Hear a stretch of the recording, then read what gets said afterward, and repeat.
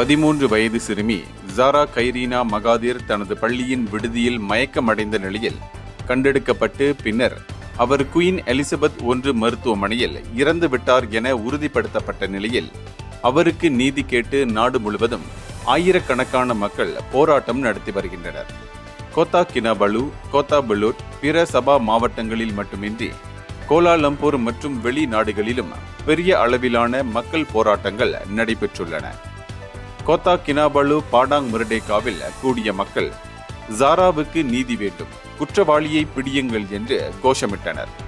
துணை உயர்கல்வி அமைச்சர் டத்தோ முஸ்தாபா சக்மோட், வாரிசான் கட்சியின் சட்ட ஆலோசகர் சின் டெக்மிங், வாரிசான் இளைஞர் பிரிவு தலைவர் அசிஸ் ஜமான் உள்ளிட்டோர் இந்த விவகாரத்தில் பொறுப்புக்கூறல், சீர்திருத்தங்கள், கொடுமைப்படுத்துதலுக்கு எதிராக மாணவர்களுக்கு வலுவான பாதுகாப்பு வழங்குமாறு அழைப்பு விடுத்தனர்.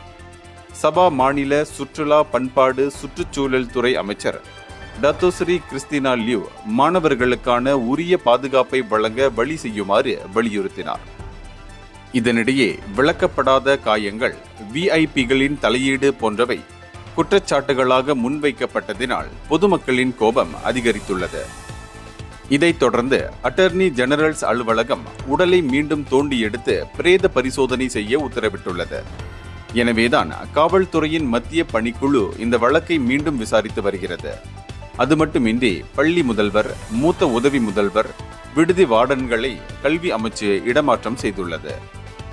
இருப்பினும் முதற்கட்ட விசாரணையில் குறைபாடுகள் இருந்ததை காவல்துறை ஒப்புக்கொண்டுள்ளது. இந்தியர்களின் இதய குரல் மக்களோசை.